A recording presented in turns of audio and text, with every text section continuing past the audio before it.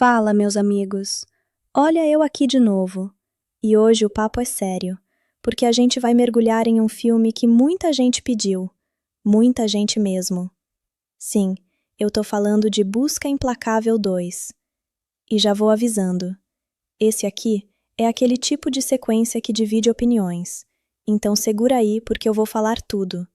O que funciona, o que não funciona e aquelas curiosidades que você provavelmente não percebeu. Cara, eu lembro quando assisti esse filme pela primeira vez. Foi meio naquela vibe. Será que precisava mesmo de continuação? Porque o primeiro, Busca Implacável, já tinha fechado redondinho, né? Aquela história simples, direta, brutal. E principalmente o Brian Mills virando praticamente um pesadelo humano para qualquer criminoso. Então, quando anunciaram o segundo, eu fiquei curioso, mas também com um pé atrás. Tipo, vamos ver no que vai dar. E o filme já começa daquele jeito sombrio. Um funeral. E não é qualquer funeral, não. São os caras que morreram no primeiro filme. Mano, isso já é um detalhe muito interessante, porque o roteiro basicamente fala: tudo tem consequência.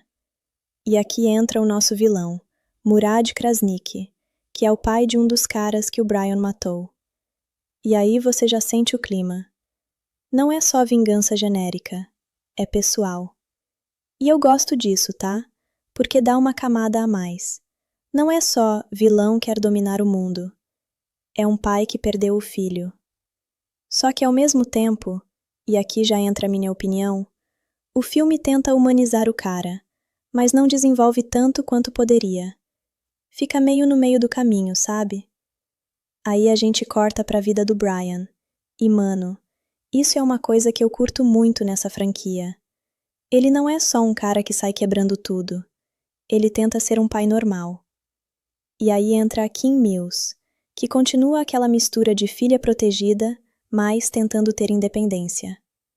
E tem uma cena que eu acho até engraçada, porque ela tá aprendendo a dirigir.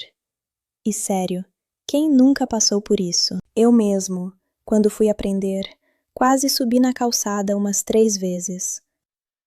Rua ré comigo também. Então, essas partes deixam o filme mais humano, mais leve, antes da bomba explodir. Literalmente. E claro, temos a Lenore Mills, a ex-esposa. E aqui, o filme tenta desenvolver mais o relacionamento deles. Tem aquele clima de: será que ainda rola alguma coisa? E eu confesso, eu achei isso meio forçado em alguns momentos, mas ao mesmo tempo dá um respiro emocional na história. Agora, segura, porque a história começa de verdade quando eles vão para Istambul. Cara, que escolha de cenário. Sério, eu adoro quando filmes usam cidades com identidade forte. E Istambul tem aquele visual caótico, cheio de becos, mercados, gente por todo lado. Perfeito para perseguição. E é aí que o Brian começa a perceber que tem coisa errada. E mano, isso é clássico dele. Ele tem aquele sentido aranha, tipo, alguma coisa não tá batendo. E quando ele percebe que estão sendo seguidos, já era. A tensão sobe na hora. Agora deixa eu te falar uma coisa. Essa sequência de perseguição no mercado é boa. Não é nível do primeiro filme, mas funciona. Só que aqui começa um problema que muita gente comentou. A câmera. Tem muito corte, muito close, às vezes você fica meio perdido. Não é ruim, mas podia ser mais limpo. E aí vem o plot twist que muda tudo. Dessa vez, quem é sequestrado não é a filha. É o próprio Brian e a Lenore. E aí, meu amigo, o jogo vira completamente. Porque o cara que sempre resolve tudo, agora tá preso. E quem tem que agir é a Kim. E isso eu achei uma ideia muito boa. De verdade. Porque tira o Brian da zona de conforto e dá espaço para a filha crescer. Só que sempre tem um só que, né? A execução não é perfeita. Porque a Kim ajuda, sim, mas você ainda sente que o Brian tá controlando tudo à distância. Tipo aquele pai que não larga o controle nem ferrando. Mas tem uma cena que eu acho muito da hora. Quando ele usa granadas para localizar a posição. Mano, isso é muito criativo. Ele literalmente transforma a cidade num mapa sonoro. Isso é o tipo de coisa que faz você lembrar: ok, esse cara não é normal. E aí entra outra coisa que eu gosto. O filme mantém aquela vibe de inteligência tática. Não é só porrada.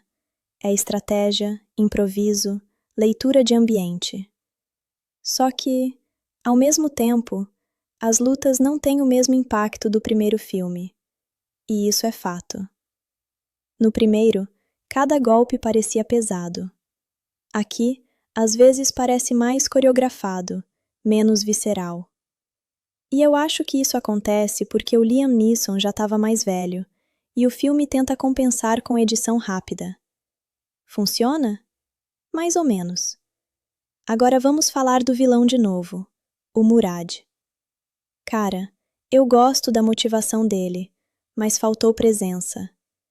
Ele não tem aquele peso que o vilão do primeiro filme tinha. Ele aparece, ameaça, mas não chega a ser memorável. E isso impacta diretamente o filme. Porque um bom herói precisa de um grande vilão. E aqui, fica faltando esse equilíbrio. Mas não dá pra negar. O ritmo do filme prende. Tem momentos mais lentos, sim. Mas quando acelera, vai embora.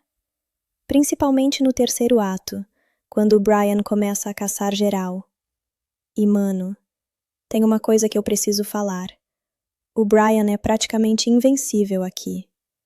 Tipo, mais ainda que no primeiro. E isso pode tirar um pouco da tensão, porque você sabe que ele vai dar um jeito. Mas, ao mesmo tempo, é exatamente isso que muita gente quer ver. O cara sendo uma máquina. E o final, eu achei ok.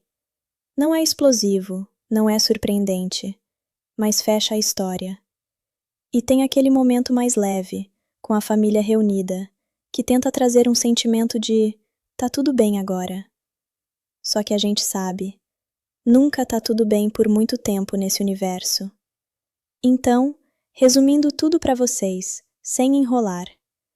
Busca Implacável 2 é uma sequência competente, mas não chega no nível do primeiro. Tem boas ideias, algumas cenas criativas, mas peca na execução em certos momentos. Se você gostou do primeiro, vale assistir? Vale. Com certeza, mas vai com a expectativa ajustada. Agora me conta aí, você curtiu esse filme ou achou meio mais do mesmo? Porque, sinceramente, eu fico bem no meio termo. E olha, se vocês quiserem, eu trago o terceiro filme também, mas aí depende de vocês. Então, já deixa aquele comentário, compartilha com quem curte esse tipo de filme e me diz qual outro filme vocês querem ver por aqui. Porque você já sabe, aqui a gente não só assiste filme, a gente vive o filme. E eu te vejo no próximo vídeo. Mano. Continuando de onde a gente parou. Porque a história de Busca Implacável 2 ainda tem muita coisa para destrinchar. E agora é aquele momento em que o filme realmente mostra se veio para justificar a continuação, ou só para surfar no sucesso do primeiro. Então, a gente tinha parado naquele ponto tenso, onde o Brian Mills e a Lenore Mills já tinham sido capturados. E aqui, cara, começa uma das partes que eu acho mais interessantes do filme, porque muda completamente a dinâmica. Porque pensa comigo, no primeiro filme, o Brian era o caçador. Aqui, ele vira a presa. E isso, na teoria, é muito bom, porque força o personagem a sair da zona de conforto. Só que, na prática, o roteiro não deixa ele vulnerável por muito tempo. E isso é algo que, sendo bem sincero com vocês, eu acho que poderia ter sido melhor explorado. Porque imagina só, se o filme realmente deixasse o Brian perdido, sem controle, sem saber o que fazer por um tempo maior? A tensão ia lá em cima. Mas não. Rapidinho ele já começa a bolar plano dentro da própria situação. E aí entra uma das coisas mais icônicas desse filme. O cara literalmente preso, sendo torturado, e ainda assim pensando 2 passos à frente. Isso é muito Brian Mills, não tem como negar. Enquanto isso, a Kim Mills finalmente entra em ação de verdade. E aqui, deixa eu abrir o coração com vocês. Eu gostei dessa virada. Porque ela para de ser só a filha que precisa ser salva e começa a participar da história. Só que ainda falta um pouco de evolução real nela. Porque mesmo ajudando, você sente que ela depende totalmente das instruções do pai. Tipo, ela não toma decisões sozinha de verdade.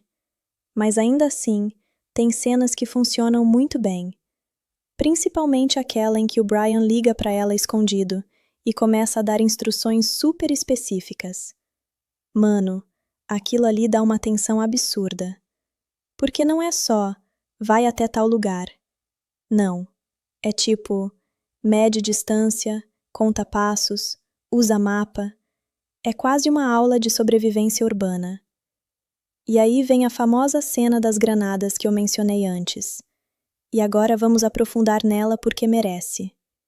Cara, essa ideia de usar explosões para calcular localização é genial.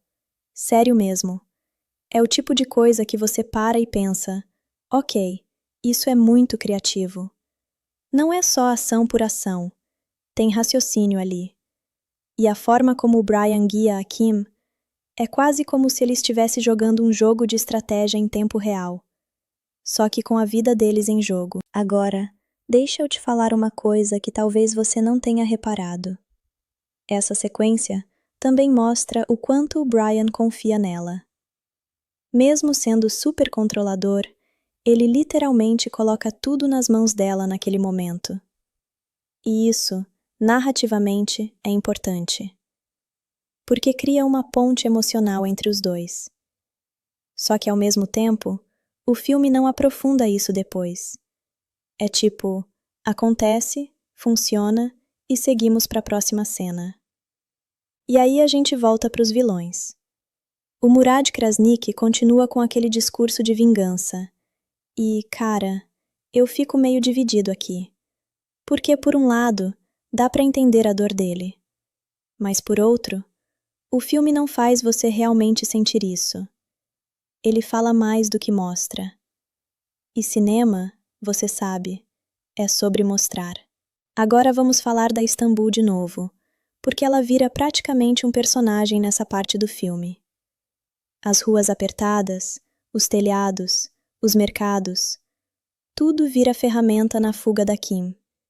E isso é algo que eu curto muito, porque não é só cenário bonito, é cenário funcional. E, mano, tem uma cena dela correndo pelos telhados que me deu um nervoso real na primeira vez que assisti. Porque ali você sente o perigo de verdade. E aí, quando ela finalmente consegue ajudar o Brian a se libertar, é aquele momento de agora ferrou pra todo mundo. Porque, sério, Brian Mills solto é tipo o boss final liberado. E aqui o filme entra numa fase mais direta. Menos estratégia, mais ação. E isso pode ser bom ou ruim, dependendo do que você espera. Se você quer um filme mais inteligente, talvez sinta falta daquela tensão calculada do começo. Mas se você quer ver o Brian fazendo o que ele faz melhor, então você vai curtir. Agora, uma crítica que eu preciso fazer. As cenas de luta aqui não têm o mesmo peso emocional. No primeiro filme, cada confronto parecia necessário. Aqui, às vezes parece só mais um. E isso cansa um pouco. Mas não dá para negar. O cara ainda é eficiente. E tem algumas execuções que são bem criativas. Outra coisa que eu percebi reassistindo, o filme tenta acelerar muito nessa parte. Tipo, não deixa você respirar direito. E isso pode fazer algumas cenas perderem impacto. Porque às vezes, O silêncio e a pausa são tão importantes quanto a ação. Mas enfim, voltando à história, o Brian consegue se reunir com a Kim. E esse momento é simples, mas funciona.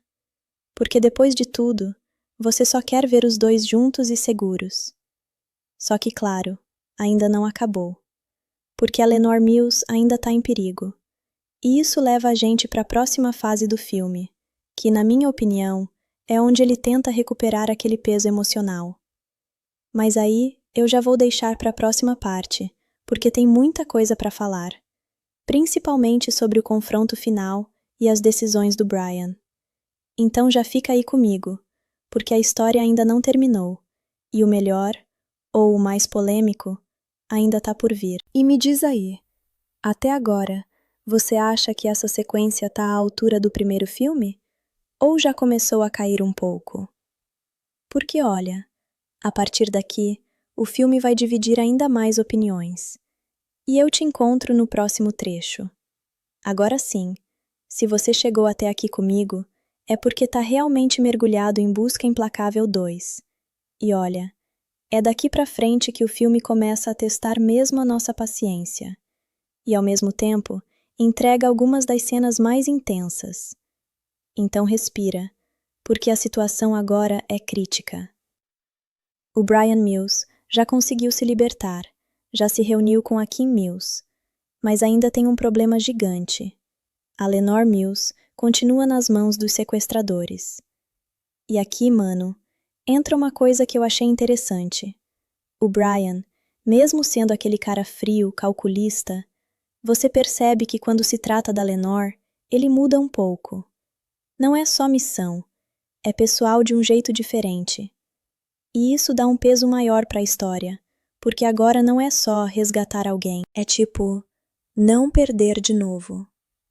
E vamos ser sinceros, depois de tudo que aconteceu no primeiro filme, perder alguém agora seria um golpe pesado demais até para ele. Agora, enquanto isso, os vilões começam a se mover também. O Murad Krasniqi percebe que o Brian escapou, e aí, meu amigo, o jogo muda para eles também. Porque até então, eles estavam no controle.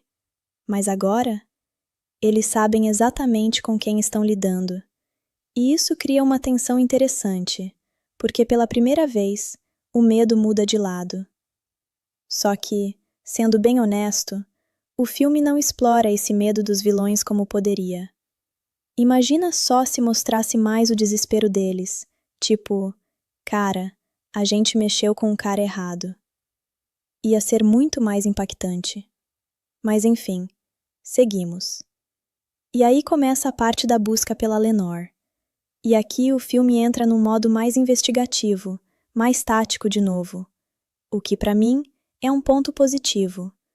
Porque dá uma quebrada naquela sequência só de ação. Tem uma cena específica que eu gosto muito. Quando o Brian começa a rastrear pistas pela cidade. Ele observa detalhes, conecta informações. É quase como assistir um detetive em ação. E isso me lembra muito porque esse personagem funciona tão bem. Não é só força, é inteligência. Agora, vamos falar da ambientação de novo, porque Istambul continua sendo essencial aqui. As ruas, os becos, os mercados, tudo contribui para a sensação de que o Brian está caçando em território hostil. E isso é muito importante, porque mantém a tensão viva. E, mano, tem uma coisa que eu senti reassistindo. O filme funciona melhor quando desacelera um pouco. Quando ele para mostrar o Brian pensando, planejando, aí sim você sente o peso da situação. Mas quando entra naquele modo, ação frenética sem parar, aí perde um pouco da identidade.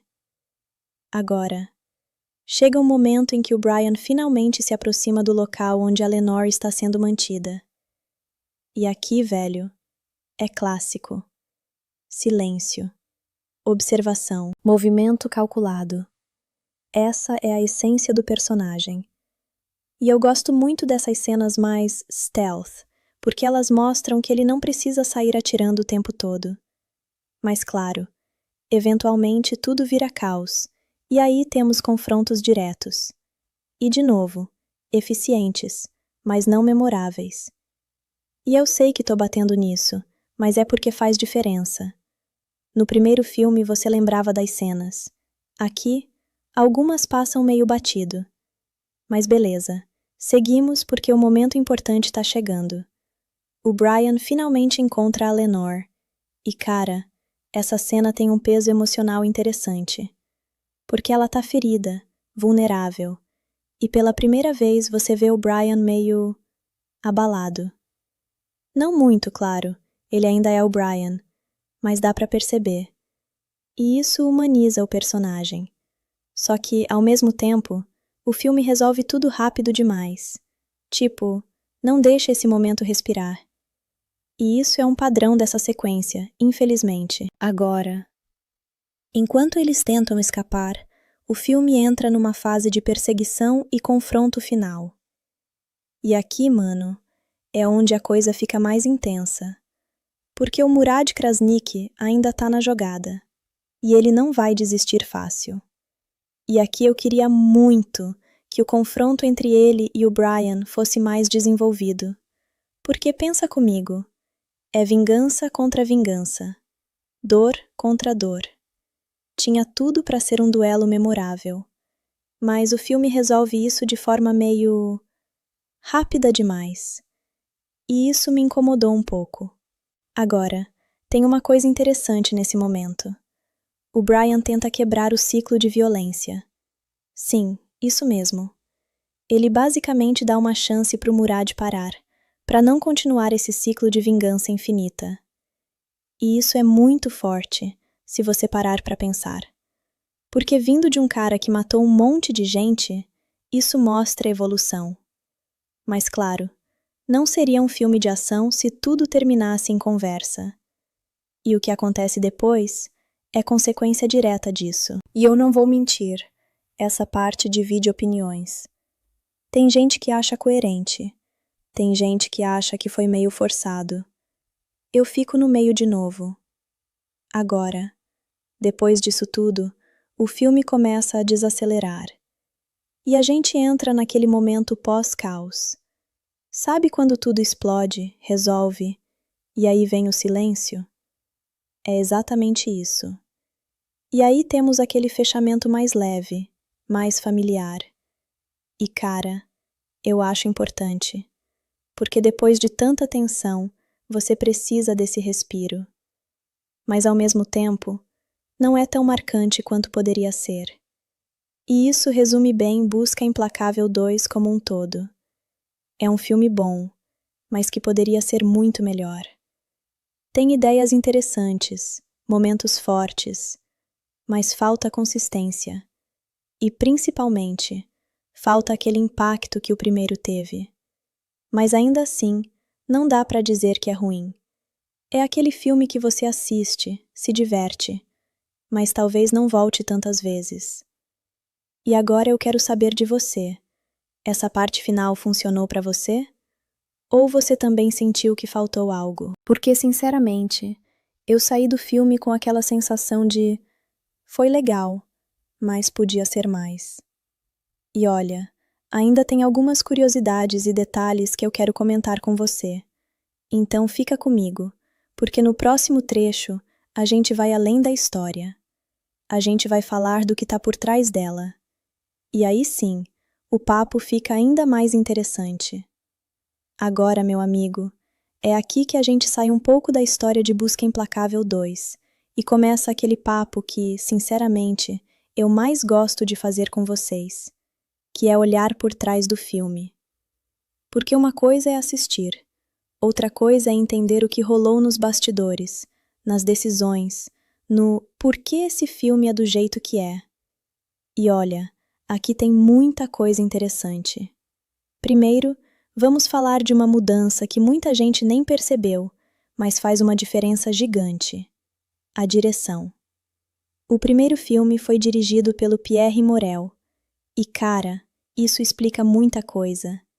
Porque o estilo dele é mais cru, mais direto, mais visceral. A câmera era mais estável, as lutas mais sentidas. Já em Busca Implacável 2, quem assume é o Olivier Megaton. E, mano, só o nome já parece de filme de ação. Mas falando sério, o estilo dele é completamente diferente. Ele gosta de cortes rápidos, câmera mais tremida, uma edição mais moderna. E aí entra aquela pergunta: isso foi bom ou ruim? Depende de quem você pergunta. Para mim, em alguns momentos funciona, principalmente nas perseguições. Mas nas lutas corpo a corpo, perde impacto, porque você não consegue ver claramente o que está acontecendo. E isso é algo que muita gente criticou na época. Agora vamos falar do roteiro, que continua tendo o dedo do Luc Besson. E isso é interessante, porque o cara sabe criar conceitos fortes. A ideia de inverter o jogo, o Brian sendo capturado, é muito boa, mas parece que faltou tempo para desenvolver melhor. E aqui vai uma curiosidade que pouca gente comenta. Esse filme foi feito muito mais rápido que o primeiro. E quando um filme é acelerado assim, geralmente o roteiro sofre. Porque não dá tempo de lapidar tudo, ajustar ritmo, aprofundar personagens. E aí você começa a entender por que algumas coisas parecem meio corridas. Agora vamos falar do nosso protagonista, o Liam Neeson. Cara, é impressionante como esse filme consolidou ele como um ícone de ação. E olha que, antes de Busca Implacável, ele não era visto assim. Ele era um ator respeitado, sim, mas não o cara que vai quebrar todo mundo. E depois disso, mudou tudo. Mas aqui em Taken 2, você já começa a sentir o peso da idade. E não é crítica, tá? É só realidade. Por isso que o filme usa mais cortes rápidos, menos planos longos de luta. É uma forma de manter a intensidade sem exigir tanto fisicamente. Agora, uma coisa que eu acho muito interessante é como o filme tenta ampliar o universo. No primeiro, era algo mais fechado. Aqui, você já vê uma rede maior, uma organização, consequências globais. Só que ele não vai fundo nisso. É tipo, abre a porta, mas não entra. E isso, para mim, é uma oportunidade perdida. Porque dava para transformar isso numa franquia ainda mais rica.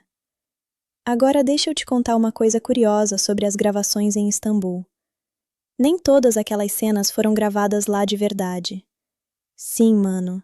Muita coisa foi recriada em estúdio ou em outras locações. E isso é normal em Hollywood. Mas quando você sabe disso, começa a reparar em alguns detalhes. Mesmo assim, o filme consegue passar bem a sensação da cidade. E isso é mérito da direção de arte.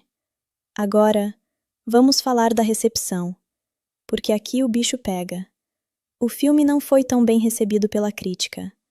Muita gente achou inferior ao primeiro, principalmente pela direção e pelo roteiro.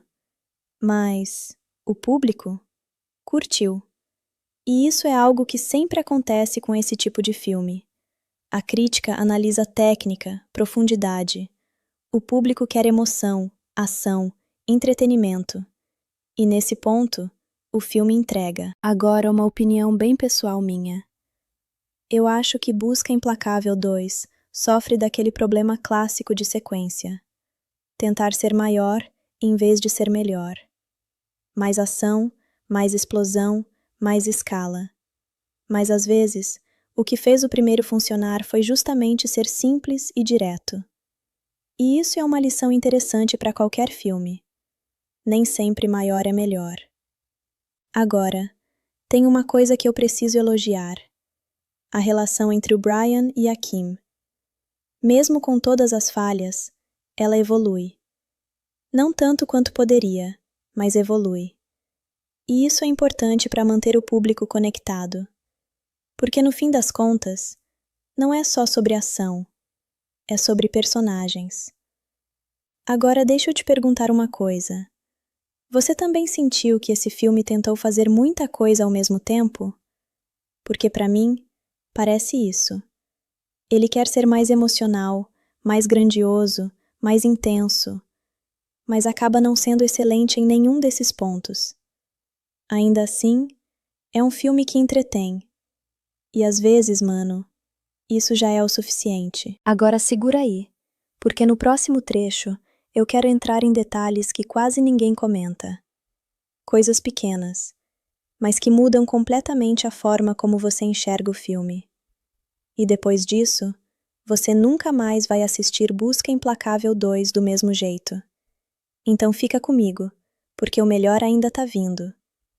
Agora sim a gente entra naquela parte que quase ninguém comenta quando fala de Busca Implacável 2, mas que pra mim muda completamente a forma como você enxerga o filme depois. Porque até aqui a gente falou da história, da ação, dos personagens. Mas agora é hora de olhar os detalhes escondidos. Aqueles que passam batido na primeira vez, e às vezes até na segunda. E mano, começa com uma coisa simples, mas muito significativa. O comportamento do Bryan Mills. Se você reparar bem, ele tá diferente do primeiro filme. No primeiro, ele era quase uma máquina. Frio, direto, sem hesitar. Aqui, ele ainda é tudo isso, mas existe um cansaço ali. Um peso. E isso não é dito explicitamente. É no olhar, nas pausas, na forma como ele fala com a Kim Mills. Tem momentos em que parece que ele tá tentando, de verdade, ter uma vida normal, mas simplesmente não consegue. E isso, pra mim, é um dos aspectos mais interessantes do filme, mesmo que seja sutil. Agora, outro detalhe que pouca gente comenta: o ritmo emocional da história. Se você parar para analisar, o filme alterna muito entre momentos de calma e caos, e não de forma suave. É tipo 0 a 100 muito rápido. E isso pode parecer um problema, e em alguns momentos é, mas também cria aquela sensação de imprevisibilidade. Você nunca fica totalmente confortável. E isso combina com o tipo de história que estão contando. Agora, vamos falar de uma cena específica que muita gente ignora. Quando a Kim começa a realmente agir por conta própria. Sim, eu sei que ela ainda recebe instruções. Mas tem um momento em que ela precisa tomar decisões rápidas. E ali, você vê o crescimento dela. Não é perfeito, não é completo, mas é real. E isso conecta com algo maior, o tema de confiança. O Bryan Mills sempre foi super protetor, quase controlador. Mas aqui, ele é forçado a confiar. E isso, mano, não é fácil para alguém como ele. Agora, deixa eu te falar de um detalhe técnico que mudou minha visão quando eu percebi. Os sons. Sim, os sons. Principalmente naquela sequência das granadas. Não é só sobre explosão. É sobre eco, distância, direção. O filme usa o áudio como ferramenta narrativa, e isso é muito inteligente. Só que, ao mesmo tempo, o filme não explora isso em outros momentos. É tipo, tem uma ideia genial e usa só uma vez. E isso volta naquele ponto que eu falei antes. Potencial não totalmente aproveitado. Agora vamos falar do Murad Krasniqi mais uma vez, porque tem um detalhe interessante sobre ele. Ele não se vê como vilão. E isso é clássico, mas funciona. Na cabeça dele, ele tá fazendo justiça. E se você parar para pensar, isso torna a história mais complexa do que parece. Porque não é preto no branco. Só que o filme não mergulha nisso. Fica na superfície. E isso é frustrante, porque dava para fazer algo muito mais profundo. Agora, uma coisa que eu percebi reassistindo. A forma como Istambul é usada muda ao longo do filme. No começo, ela é caótica, quase opressiva. Depois, vira um campo de jogo. E isso reflete o estado do Bryan. No início, ele está sendo caçado. Depois, ele vira o caçador de novo. E essa transição é muito bem feita visualmente, mesmo que o roteiro não destaque isso diretamente. Agora, uma opinião que talvez nem todo mundo concorde. Eu acho que o filme funciona melhor quando foca em menos personagens. Quando tenta expandir demais, mostrar vários vilões, várias situações, ele se perde um pouco.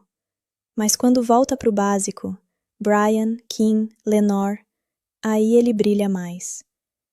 E isso diz muito sobre o coração da história. Agora deixa eu te contar uma coisa curiosa. Muita gente compara Busca Implacável 2 com outras sequências de ação da época. Mas o problema é que ele não tenta reinventar. Ele joga seguro. E isso pode ser bom. Ou pode ser o motivo de ele não ser tão memorável. Depende do que você valoriza. Agora, uma reflexão rápida. Você já percebeu como o filme gira em torno de consequência? Tudo o que acontece aqui é resultado direto do primeiro filme. E isso é algo que eu respeito muito, porque não ignora o passado, mas ao mesmo tempo, não leva isso tão longe quanto poderia. E aí a gente volta naquele sentimento. Cara, dava pra ser incrível. Mas ficou no bom. E tá tudo bem. Nem todo filme precisa ser perfeito. Agora me diz uma coisa. Você também sentiu esse cansaço no Brian? Ou pra você ele continua o mesmo de sempre? Porque pra mim, essa pequena mudança faz toda a diferença. E no próximo trecho, a gente vai entrar em comparações diretas com o primeiro filme. E aí sim, o bicho pega. Porque quando você coloca lado a lado, aí fica impossível não notar certas coisas. Então já se prepara, porque o próximo papo vai ser daqueles. E eu quero ver se você concorda comigo. Ou não. Agora, meu amigo, chegou aquele momento que muita gente evita, mas que a gente aqui encara de frente. A comparação direta. Sim, Busca Implacável 2 versus Busca Implacável. E olha, eu já vou te avisando, essa comparação não é justa, mas é inevitável. Porque quando você faz uma sequência de um filme que foi tão marcante, tão impactante, você automaticamente cria uma expectativa gigante. E aí qualquer coisa abaixo disso já parece pior do que realmente é. Mas vamos lá, vamos analisar isso juntos, como se a gente estivesse trocando ideia mesmo. Primeiro ponto: simplicidade. O primeiro filme era extremamente simples. Uma garota sequestrada, um pai com habilidades absurdas e uma missão direta. Sem distração. Sem subtrama desnecessária. Já em Busca Implacável 2, o filme tenta expandir. Tem vingança, tem família, tem múltiplos sequestradores, tem perseguição internacional. E aqui entra aquela frase clássica: menos é mais. Porque, sinceramente, o segundo filme se perde um pouco tentando ser maior. Agora, ação. Mano, aqui é onde a diferença fica mais clara.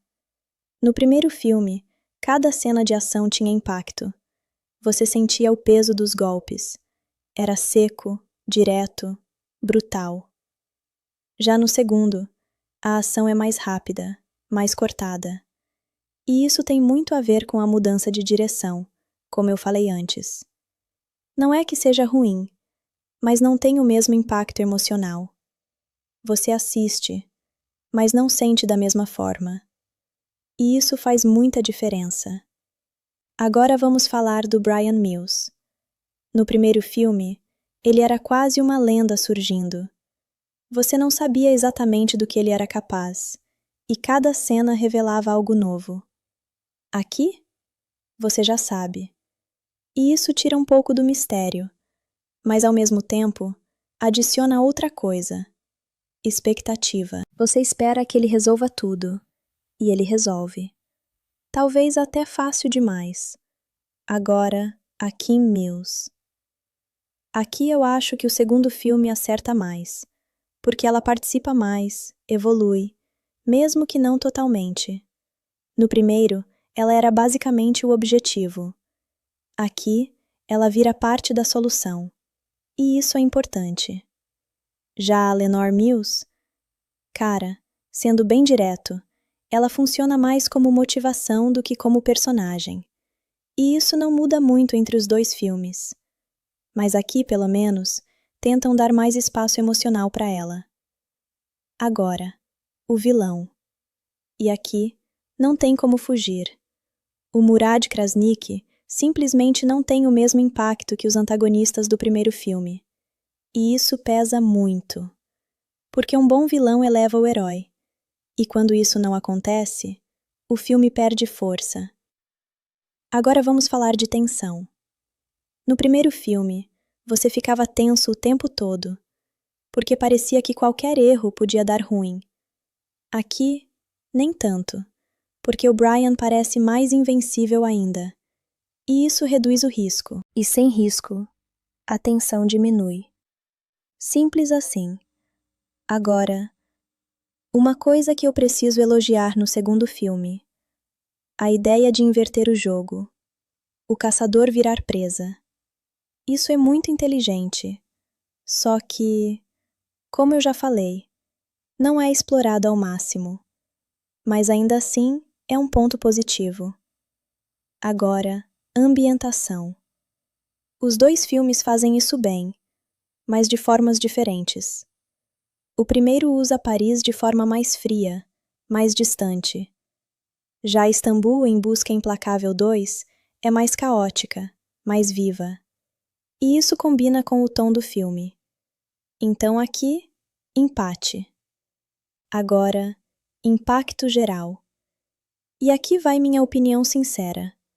Busca Implacável é aquele filme que você lembra. Busca Implacável 2 é aquele que você reassiste, mas não marca tanto. E isso não significa que seja ruim, só significa que não teve o mesmo impacto. E tá tudo bem. Agora deixa eu te fazer uma pergunta. Se o primeiro filme não existisse, você acharia o segundo incrível? Porque eu acho que sim. O problema é a comparação. E ela é inevitável, mas talvez injusta. E isso muda completamente a forma como a gente avalia o filme. Então, no fim das contas, Busca Implacável 2 é uma boa sequência? Sim. É melhor que o primeiro? Não.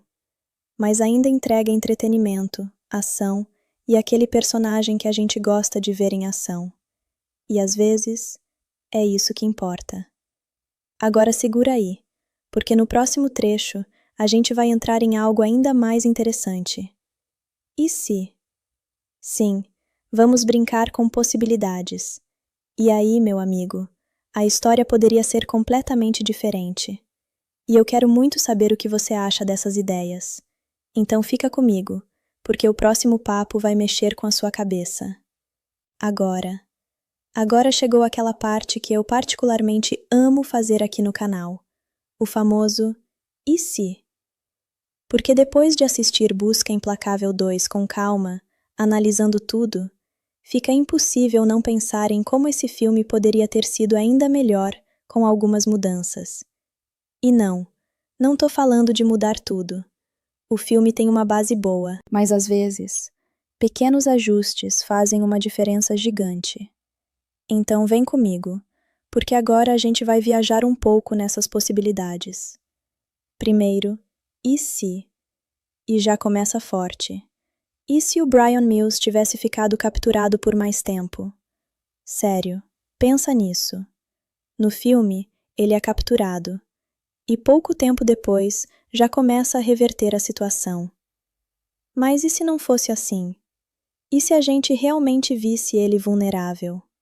Sem controle, sem plano imediato, tendo que improvisar de verdade, errar, sofrer mais.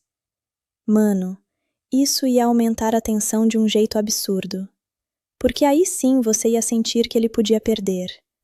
E quando existe a chance real de perder, cada vitória fica muito mais impactante. Agora outro e se, que para mim seria ainda mais interessante. E se a Kim Mills tivesse mais autonomia? Tipo, não só seguir instruções, mas tomar decisões críticas. Errar, acertar, aprender no meio do caos. Porque, convenhamos, ela já passou por muita coisa no primeiro filme. Faz sentido ela estar mais preparada aqui. E isso criaria um arco de personagem muito mais forte. Imagina só, um momento em que o Brian não consegue ajudar e ela precisa resolver sozinha. Ia ser tenso demais. Agora vamos para um dos maiores e se do filme. E se o Murad Krasniqi fosse mais desenvolvido? Cara, esse aqui dói, porque o potencial estava ali. Um pai buscando vingança pelo filho. Isso é poderoso. Mas o filme não mergulha nisso. Agora imagina, flashbacks do filho dele, momentos mostrando a relação deles, o conflito interno, tipo, eu sei que meu filho fazia coisas erradas, mas ainda era meu filho. Mano, isso ia dar uma profundidade absurda pro vilão. E mais importante, ia fazer o confronto final ter muito mais peso. Porque aí não seria só luta, seria ideologia contra ideologia, dor contra dor. Agora segura esse aqui. E se o final fosse diferente? Sim, polêmico, eu sei. Mas pensa comigo. E se o Brian Mills realmente quebrasse o ciclo de violência? E se ele escolhesse não matar no final? Isso ia dividir opiniões? Com certeza. Mas ia ser memorável. Porque ia mostrar uma evolução real do personagem. E isso é raro em filmes de ação. Agora, outro detalhe que eu pensei reassistindo. E se Istambul fosse usada ainda mais? Tipo, mais perseguições criativas, mais uso do ambiente. Porque quando o filme usa a cidade bem, ele brilha. Mas poderia ir além. Muito além. Agora um e se mais técnico. E se a direção mantivesse o estilo do primeiro filme? Aqui entra o Pierre Morel novamente. Se ele tivesse dirigido essa sequência, será que o impacto seria maior? Eu acho que sim, porque o estilo dele combinava perfeitamente com esse tipo de história. Mas ao mesmo tempo, talvez não teríamos algumas das cenas mais grandiosas do segundo. Então fica aquela dúvida. Agora deixa eu te perguntar uma coisa. Você prefere quando um filme arrisca e pode errar? Ou quando joga seguro e entrega algo sólido? Porque Busca Implacável 2 claramente escolhe o caminho seguro. E isso explica muita coisa. Agora, um último e se para fechar essa parte. E se essa história fosse o terceiro filme, e não o segundo? Sim, pensa nisso. Se o segundo filme fosse algo mais focado, mais íntimo, e esse aqui viesse depois, com mais escala, talvez a recepção fosse diferente. Porque o problema não é só o filme em si, é a expectativa que veio antes dele. E isso muda tudo. No fim das contas, Busca Implacável 2 é cheio de boas ideias, mas algumas delas param no meio do caminho. E é exatamente isso que faz a gente pensar nesses e se? Porque dá pra ver o potencial. E quando você vê o potencial, fica difícil não imaginar algo ainda melhor. Agora me conta aí, qual desses e se você gostaria de ver acontecer de verdade? Ou você acha que o filme já tá bom do jeito que é? Porque olha, eu tenho certeza que tem pelo menos uma mudança que você faria. E no próximo trecho, a gente vai falar de algo que muita gente ignora completamente, mas que influencia muito na experiência. O público. Sim, você, eu, todo mundo. Porque a forma como a gente assiste muda tudo. E aí, o filme pode ser melhor ou pior, dependendo disso. Então fica comigo, porque esse papo vai ficar interessante. Agora, esse aqui é aquele tipo de conversa que pouca gente tem quando fala de Busca Implacável 2, mas que, sinceramente, muda completamente a experiência. O público. Sim, você, eu, todo mundo que senta para assistir. Porque deixa eu te falar uma coisa bem real. O mesmo filme pode ser incrível para uma pessoa e ok para outra. E não é porque o filme mudou, é porque a expectativa mudou. E aqui, mano, Busca Implacável 2 sofreu muito com isso. Porque quem assistiu Busca Implacável antes, entrou nesse já esperando algo no mesmo nível, ou melhor. E aí, qualquer coisa abaixo disso já parece decepção. Agora pensa no contrário. Alguém que nunca viu o primeiro filme e começa por aqui. Essa pessoa provavelmente vai achar o filme bem mais intenso, mais impactante, porque não tem comparação. E isso é muito louco, né? Porque mostra que a experiência não é só sobre o que está na tela, é sobre o que você traz com você. Agora deixa eu te contar uma experiência pessoal rápida. Quando eu reassisti esse filme anos depois, já mais calmo, sem aquela expectativa do hype, eu gostei mais. Sério, porque eu parei de comparar o tempo todo e comecei a ver o filme pelo que ele é. E aí você começa a notar qualidades que antes passavam batido. Mas calma, isso não significa que os problemas desaparecem. Eles ainda estão lá, só não incomodam tanto. Agora vamos falar de outro fator que influencia muito: o tipo de público. Tem gente que assiste filme de ação só para ver adrenalina, explosão, perseguição, luta. E para esse público, Busca Implacável 2 funciona super bem. Agora, quem gosta de roteiro mais profundo, desenvolvimento de personagem, construção de tensão, aí já começa a sentir falta de algumas coisas. E isso não é defeito do público, é só expectativa diferente. Agora um ponto interessante. Esse filme também funciona muito melhor se você assistir como entretenimento puro. Tipo, desligar um pouco o lado crítico e só curtir.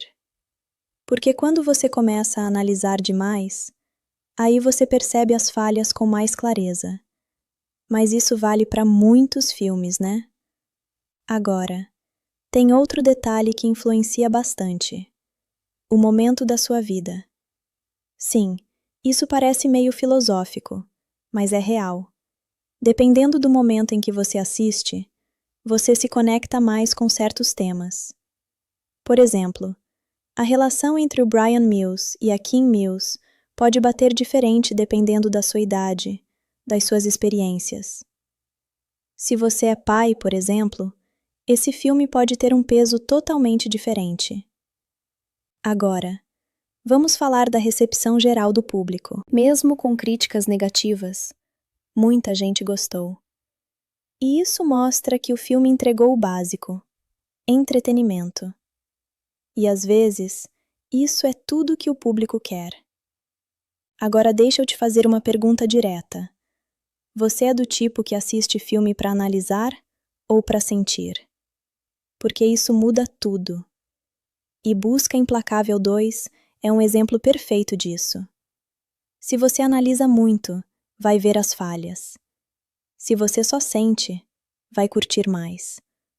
Agora, uma coisa que eu percebi conversando com outras pessoas: muita gente lembra mais das cenas específicas do que da história como um todo. Tipo, aquela perseguição, aquela explosão, mas não necessariamente o enredo completo. E isso diz muito sobre o tipo de filme que ele é. Agora, isso é bom ou ruim? Depende. Se a proposta era ser marcante pela ação, então funcionou. Mas se a ideia era criar uma história memorável, aí já é discutível. Agora, um ponto que eu acho muito importante: a nostalgia. Sim, ela pesa. Muita gente gosta mais desse filme simplesmente porque gosta do personagem, da franquia. E tá tudo certo. Porque cinema também é conexão emocional. E o Brian Mills já tinha conquistado muita gente. Agora, para fechar esse papo, Eu acho que Busca Implacável 2 é aquele tipo de filme que melhora quando você ajusta sua expectativa. Não é uma obra-prima, mas também não é descartável. É aquele filme que você assiste numa boa, curte e segue. E às vezes, isso já vale o tempo. Agora me diz aí, você acha que sua opinião sobre esse filme mudou com o tempo? Ou continua a mesma desde a primeira vez? Porque, sinceramente, esse é um daqueles casos em que o filme muda, sem mudar. Só depende de quem está assistindo. E no próximo trecho, a gente vai entrar em algo que vocês sempre pedem: curiosidades. Sim, aquelas coisas de bastidores, detalhes escondidos, decisões malucas. E olha, tem coisa aqui que vai te surpreender. Então fica comigo, porque o próximo papo vai ser cheio de: caraca, sério isso? E isso mostra o poder que a franquia já tinha naquela época. Agora deixa eu te perguntar uma coisa. Você acha que o sucesso comercial justifica uma sequência? Porque aqui, claramente foi um fator decisivo, e isso acontece muito em Hollywood. Agora, uma última curiosidade para fechar: o filme praticamente abriu caminho para um terceiro. Sim, mesmo com críticas mistas, ele mostrou que ainda tinha público. E aí você já sabe o que aconteceu depois. Mas isso a gente deixa para outro momento. Agora, sendo bem sincero, depois de saber tudo isso, dá para entender melhor por que Busca Implacável 2 é do jeito que é. Não é só o que aparece na tela, é tudo o que aconteceu por trás. E isso muda a percepção. Agora me diz aí, qual dessas curiosidades mais te surpreendeu? Teve alguma que você já sabia? Porque, sério, quanto mais você descobre sobre um filme, mais interessante ele fica.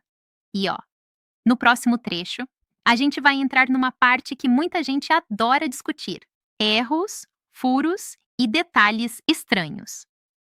Sim, aquelas coisas que você só percebe depois, e depois que percebe, não consegue mais desver. Então se prepara, porque o próximo papo vai ser daqueles. Agora, segura aí, porque esse é aquele momento que muita gente ama e ao mesmo tempo fica meio: "Ih, verdade, né?" Sim, erros, furos e detalhes estranhos de Busca Implacável 2. E olha, todo filme tem, até os melhores. Mas aqui, alguns são bem visíveis quando você começa a prestar atenção. E depois que você vê, já era. Não tem como ignorar. Então, bora lá. Primeiro ponto. E esse é clássico: o nível de invencibilidade do Brian Mills. Cara, no primeiro filme ele já era apelão, mas aqui parece que aumentaram o nível. Tem momentos em que ele escapa de situações praticamente impossíveis com uma facilidade que, vamos ser sinceros, não é muito realista. E tudo bem, é filme de ação, mas existe uma linha entre impressionante e exagerado. E em alguns momentos o filme cruza essa linha. Agora, um detalhe que muita gente comenta: aquela sequência da fuga com o carro, com a Kim Mills dirigindo. Mano, ela mal sabia dirigir direito no começo do filme. E de repente, tá fazendo manobras de perseguição em alta velocidade, desviando de polícia, de trânsito. Tipo assim, evolução rápida demais, né? Eu entendo que é pra criar tensão e emoção, mas fica meio forçado. Agora vamos falar da polícia. Sim, a polícia de Istambul, no filme. Porque, cara, eles parecem sempre um passo atrás. Sempre chegam depois, sempre reagem tarde. E isso é um clichê clássico de filme de ação. Mas aqui fica bem evidente. Agora, um erro mais técnico: continuidade. Se você prestar muita atenção em algumas cenas de luta, a posição dos personagens muda entre cortes. Tipo, um cara tá de um lado, corta a câmera, ele já tá em outro. Isso acontece justamente por causa daquela edição rápida que a gente comentou. E é aquele tipo de coisa que passa despercebida na primeira vez. Mas depois, você começa a notar. Agora, um detalhe que me chamou a atenção: a resistência física do Brian Mills. Mano, o cara apanha, corre, luta, explode coisa e continua firme, sem praticamente nenhum sinal de desgaste real. Eu sei, é o herói. Mas às vezes o filme exagera. Agora vamos falar de um furo mais narrativo. O plano dos vilões. Se você parar para pensar, eles conseguem capturar o Brian, o cara que eles mais querem. E mesmo assim, não resolvem a situação rapidamente. Ficam enrolando, fazendo ameaça, criando cena. Clássico erro de vilão. E isso sempre gera aquele pensamento: mano, era só terminar ali. Mas claro, aí não teria filme. Agora um detalhe curioso. Aquela cena das granadas, que é uma das mais inteligentes, também tem um pequeno problema, porque a precisão com que o Brian calcula tudo é absurda. Tipo, nível quase impossível. Mas aqui eu relevo, porque a ideia é tão boa que compensa. Agora, outro ponto. O vilão principal, o Murad Krasniqi, desaparece em alguns momentos importantes. Tipo, o filme esquece dele por um tempo, depois traz de volta. E isso quebra um pouco a presença dele. Agora, um detalhe que pouca gente fala: a facilidade com que o Brian se movimenta pela cidade. Mesmo sendo estrangeiro, sendo caçado, ele consegue se locomover, encontrar lugares, escapar com uma facilidade absurda. E isso é aquele tipo de coisa que você aceita, mas sabe que não é tão simples assim. Agora, uma coisa que eu achei meio estranha: o desenvolvimento emocional tem momentos que deveriam ser mais intensos, mas passam rápido demais. Tipo, o filme não deixa você sentir completamente. E isso não é exatamente um erro, mas é uma oportunidade perdida. Agora, deixa eu te perguntar uma coisa. Esses erros te incomodam? Ou você é do tipo que nem liga e só curte o filme? Porque, sinceramente, eu acho que depende muito de como você assiste. Se você for analisar tudo, vai achar vários problemas. Mas se você só entrar na vibe, muitos deles passam batido. E talvez esse seja o jeito certo de assistir Busca Implacável 2. Agora, no próximo trecho, a gente vai falar de algo que eu sei que muita gente gosta: as melhores cenas. Sim, aquelas que realmente marcaram, que funcionam, que você lembra depois. Porque apesar dos erros, o filme tem seus momentos. E alguns deles valem muito a pena. Então fica comigo, porque agora a gente vai focar no que o filme faz de melhor. Agora sim, depois de falar de erros, furos e tudo mais, chegou a hora de fazer justiça com Busca Implacável 2. Porque uma coisa é verdade: o filme pode não ser perfeito, mas ele tem cenas que entregam muito. E são essas cenas que fazem a gente lembrar dele até hoje. Então, bora direto ao ponto, sem enrolação. Primeira cena que eu preciso destacar é aquela sequência da captura em Istambul. Cara, o jeito como tudo começa meio normal e do nada vira caos funciona muito bem. Você tá ali achando que tá tudo sob controle e de repente já tá todo mundo correndo, sendo separado, o clima mudando completamente. E isso é algo que o filme acerta bastante, a transição de calma para caos. Não é perfeita, mas quando funciona, funciona muito. Agora vamos falar da cena das granadas. Sim, essa aqui. E, mano, eu já falei dela antes, mas aqui ela merece outro nível de destaque. Porque é aqui que o Brian Mills mostra exatamente o porquê ele é diferente. Não é só força. É leitura de ambiente, raciocínio rápido, precisão. E aquela sequência dele guiando a Kim Mills passo a passo é tensão pura. Você literalmente prende a respiração. E isso é cinema funcionando. Agora, outra cena que muita gente subestima: a fuga pelos telhados. Mano, essa parte tem um peso visual muito forte. Você sente o risco em cada passo da Kim. Não é só correr, é equilíbrio, decisão rápida, medo real, e aqui o filme acerta em cheio na sensação de vulnerabilidade. Agora, vamos falar de uma cena que eu gosto bastante, mas pouca gente comenta: quando o Brian começa a se libertar sozinho. Sem ajuda, sem apoio, só ele, a situação e a própria inteligência. E isso lembra muito o primeiro filme. Aquela sensação de, ok, agora começou de verdade. Agora, entrando no terceiro ato, o filme acelera muito. E aqui você pode gostar ou não, mas não dá pra negar que a adrenalina sobe. Tem perseguição, confronto, tensão constante. É aquele modo não respira.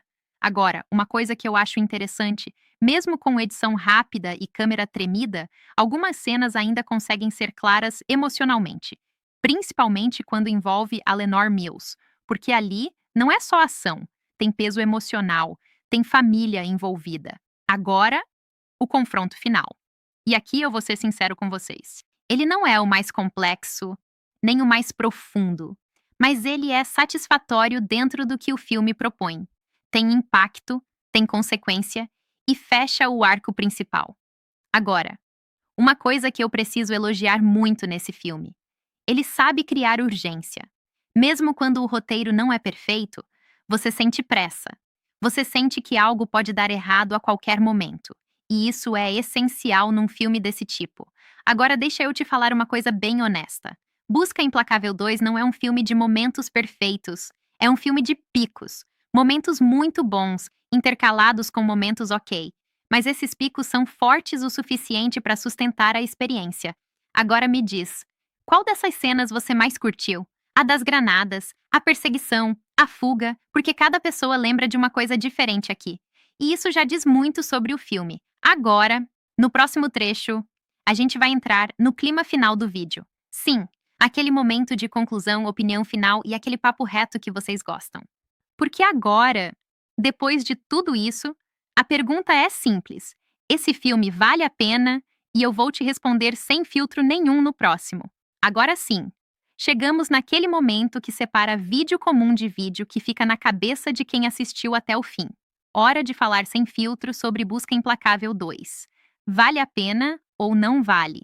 E eu vou te falar do jeito mais sincero possível, como se a gente estivesse conversando depois do filme acabar, sem roteiro bonito, sem tentar agradar todo mundo. Porque a verdade é que esse filme não é preto no branco. Ele não é ruim, mas também não é aquele tipo de sequência que você fala: caraca, superou o original. Ele fica naquele meio termo perigoso, onde é bom o suficiente para entreter, mas não forte o bastante para marcar. E isso para mim define muito bem a experiência. O Brian Mills continua sendo o grande pilar aqui. Sem ele, o filme desaba, porque ele carrega tudo nas costas. A presença dele, a forma como ele pensa, como ele age, isso ainda é muito forte, mas ao mesmo tempo, você sente que o impacto dele já não é novidade. Você já sabe do que ele é capaz. E isso tira um pouco da surpresa. Agora, a Kim Mills, ela evolui sim, mas não o suficiente para virar realmente uma peça central independente. Ela ainda depende demais do Brian, e isso limita um pouco o potencial emocional da história. Já a Lenore Mills, ela funciona mais como conexão emocional do que como personagem ativa. E tudo bem, mas podia ser mais. Agora vamos falar do vilão, o Murad Krasniqi. E aqui eu vou ser bem direto, ele tinha potencial para ser memorável, mas não chega lá. Ele cumpre o papel dele na história, mas não fica na memória como deveria. E isso pesa muito num filme de vingança. Agora, a ação. Esse é o ponto mais polêmico. Tem gente que acha frenético, divertido, intenso. E tem gente que acha confuso, rápido demais, sem impacto suficiente. E os dois lados têm razão, porque o estilo de direção realmente divide opiniões, principalmente por causa da edição acelerada e da câmera tremida em algumas cenas. Agora, o que salva o filme? Sinceramente, ritmo e entretenimento. Você não fica entediado. O filme te puxa pra frente o tempo todo. Sempre acontece alguma coisa. E isso, para um filme de ação, já é meio caminho andado. Agora deixa eu te fazer uma pergunta bem direta. Quando você terminou de assistir Busca Implacável 2, você sentiu o quê? Porque isso muda tudo. Se você saiu pensando foi divertido, então o filme funcionou para você. Se você saiu pensando podia ser muito melhor, então você viu o potencial que ele não aproveitou.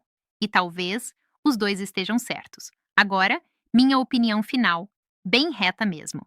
É um filme que entretém, mas não emociona tanto quanto poderia. É uma sequência que funciona, mas não supera. E isso não é um fracasso. Mas também não é um clássico. É um meio termo. E no cinema, meio termo às vezes é o mais difícil de lembrar. Mas ainda assim, ele tem valor. Principalmente para quem gosta da franquia e quer ver o Brian Mills em ação mais uma vez. Agora me conta. Você acha que esse filme foi injustiçado? Ou acha que ele realmente fica abaixo do primeiro? Porque essa resposta muda muito dependendo de quem assiste. E é isso que torna esse tipo de discussão tão interessante. Agora, se você chegou até aqui comigo, sério, obrigado.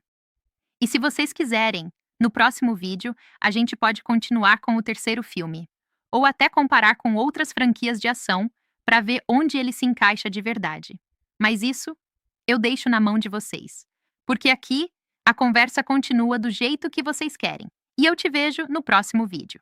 Agora, se você achou que a gente já tinha falado tudo sobre Busca Implacável 2, relaxa, porque ainda tem um último nível dessa conversa aqui. E esse nível não é sobre o filme em si, é sobre legado. Porque tem uma coisa que muita gente não percebe. Esse filme não vive sozinho. Ele vive dentro de uma trilogia, dentro de uma expectativa, dentro de uma marca que já tinha explodido antes. E isso muda tudo. O Brian Mills não é mais só um personagem aqui. Ele virou uma figura. Aquele tipo de personagem que o público já espera ver resolvendo tudo de forma quase impossível. E isso é uma faca de dois gumes, porque ao mesmo tempo que isso dá força para o filme, também tira liberdade criativa. Se ele erra, o público estranha. Se ele acerta fácil demais, o público critica. E aí o filme fica preso nesse equilíbrio complicado. Agora pensa no impacto disso para a franquia. Depois de Busca Implacável, qualquer coisa que viesse depois já teria uma missão impossível. Ser tão impactante quanto a primeira vez que você viu aquele personagem em ação. E isso não é fácil para nenhum filme. Agora, uma coisa que eu queria muito destacar aqui é como esse filme funciona como ponte. Ele não tenta reinventar tudo. Ele tenta continuar. E isso explica muito do tom dele. Mais seguro, mais direto, menos arriscado. E isso pode decepcionar quem queria inovação, mas agrada quem só queria mais do mesmo. Agora deixa eu abrir um parêntese aqui. Quando você olha para Busca Implacável 2 isoladamente, ele parece um filme comum de ação. Mas quando você coloca dentro da franquia, ele vira peça de continuidade. E isso muda completamente a forma como você analisa. Agora vamos falar de uma coisa interessante: a relação do público com o filme ao longo do tempo. Porque quando ele lançou, muita gente foi meio fria. Comparações com o primeiro foram inevitáveis. Mas com o tempo, ele acabou ganhando um espaço de filme de sessão da tarde, aquele que você assiste sem pensar muito e se diverte. E isso é um tipo de evolução também. Agora, uma reflexão que eu gosto muito de fazer com vocês. Nem todo filme precisa ser o melhor da franquia. Às vezes, ele só precisa manter a história viva. E Busca Implacável 2 faz isso. Agora, se você me perguntar se ele é memorável, eu vou te responder com sinceridade. Ele não é memorável pelos detalhes. Ele é memorável pelo conjunto, pelo personagem, pela marca, pelo ritmo. Agora, pensa comigo. Quantas cenas desse filme você lembra com clareza hoje? Provavelmente algumas, mas do primeiro, você lembra muito mais. E isso já diz bastante. Mas também não dá para desmerecer, porque ele entrega o que promete. E isso no cinema de ação já é uma vitória. Agora me diz uma coisa: se esse filme não tivesse o nome Taken, será que ele seria visto de forma diferente? Essa pergunta muda tudo, porque talvez o maior peso dele não seja o que ele é, mas o que ele carrega, e isso é muito forte. Agora, fechando essa parte de verdade, Busca Implacável 2 é aquele tipo de filme que vive entre duas coisas, entre o ok, gostei e o podia ser muito melhor. E às vezes, isso é exatamente o que ele precisava ser. Agora me conta. Depois de tudo isso que a gente falou nesses trechos todos, sua opinião sobre o filme mudou ou ficou igual? Porque, sinceramente, esse é o tipo de filme que cresce ou diminui dependendo da conversa que você tem sobre ele. E isso é o mais interessante de tudo. No próximo e último trecho, a gente fecha o vídeo com aquele encerramento completo, opinião final sem filtro e aquela mensagem para vocês que acompanham até o fim. Então fica comigo, porque agora a gente vai encerrar isso do jeito certo. E agora, chegamos no final de tudo. Se você chegou até aqui comigo falando de Busca Implacável 2, de verdade, já dá para perceber que esse não é só um filme que a gente assiste e esquece. É um filme que a gente conversa sobre, que a gente debate, que a gente compara, que a gente tenta entender, e isso já diz muita coisa. Agora, deixando tudo bem honesto entre nós, esse filme vive naquela zona cinzenta. Não é aquele desastre, mas também não é aquele tipo de sequência que você recomenda sem pensar duas vezes. Ele tá no meio, e o meio, às vezes, é o lugar mais difícil de defender. O Brian Mills continua sendo o coração de tudo aqui. Sem ele, não existe filme. Ele carrega a tensão, carrega a ação, carrega até as decisões mais exageradas que o roteiro coloca nele. E isso é uma coisa que, querendo ou não, ainda funciona muito bem, porque o personagem é forte. Agora, a Kim Mills. Ela é aquela evolução que tenta acontecer, mas não termina de acontecer. Você sente o crescimento, mas também sente o limite. E isso deixa aquele gosto de quase lá. Já a Lenore Mills continua sendo mais emocional do que ativa, mais consequência do que escolha. E isso reduz um pouco o impacto dela na história. E o Murad Krasniqi? Cara, esse é o exemplo clássico de potencial não totalmente aproveitado. Ele funciona dentro do filme, mas não fica na memória como poderia. Agora, se eu tivesse que resumir esse filme em uma frase só, eu diria o seguinte: um filme que entrega ação, mas não entrega o mesmo impacto. E isso não é uma crítica destrutiva. É só um diagnóstico honesto.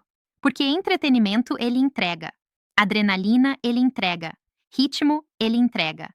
Mas aquela sensação de clássico não vem. Agora deixa eu falar diretamente com você que acompanhou tudo isso até aqui. Se você curtiu Busca Implacável 2, ótimo, sério. Cinema também é isso: diversão, momento, experiência. Mas se você achou que ele ficou abaixo do primeiro, você também não está errado. E talvez essa seja a maior verdade desse filme. Ele depende de quem assiste. Agora, uma coisa importante antes de fechar: esse tipo de filme não precisa ser perfeito para funcionar. Ele precisa só te prender por 2 horas. E isso ele faz. Agora me diz uma coisa: se você pudesse mudar uma coisa nesse filme, o que seria? Mais desenvolvimento no vilão? Mais autonomia para Kim? Uma direção diferente? Ou menos exagero no Brian? Porque cada resposta aqui muda completamente o tipo de filme que ele poderia ter sido. E isso é o mais interessante de tudo. Agora, encerrando de verdade, Busca Implacável 2 é aquele filme que talvez você não coloque no topo da lista, mas também não ignora quando ele aparece. E às vezes, isso já é suficiente para ele existir. Agora, obrigado por ter chegado até aqui comigo. De verdade. E se você curtiu esse formato mais detalhado, mais conversado, mais a gente junto assistindo e comentando, me fala nos comentários qual filme você quer ver assim depois. Porque aqui a gente não só assiste filme, a gente vive ele junto. E eu te vejo no próximo vídeo. E ó, antes de fechar esse vídeo de vez, eu queria fazer uma última volta em Busca Implacável 2. Mas agora de um jeito mais humano mesmo, sem tentar encaixar tudo em análise técnica ou comparação. Porque às vezes a gente esquece disso. Filme não é só estrutura, é sensação. E esse aqui, querendo ou não, deixa sensação. Quando você pensa no Brian Mills, por exemplo, não é só um personagem forte. É aquele tipo de figura que você imagina no mundo real e pensa: cara, eu não queria estar contra esse homem nunca. E isso é poderoso. Mesmo com todos os exageros, mesmo com todas as decisões questionáveis do roteiro, o personagem ainda funciona. Ele ainda prende. Ele ainda carrega a franquia nas costas. Agora, se você parar para pensar na Kim Mills, tem algo interessante ali que o filme até toca, mas não mergulha totalmente. É sobre crescimento sob pressão. Porque ela não escolhe essa situação, ela é jogada nela. E isso poderia ter virado um arco muito mais forte do que virou. Mas ainda assim, dá pra ver uma evolução ali.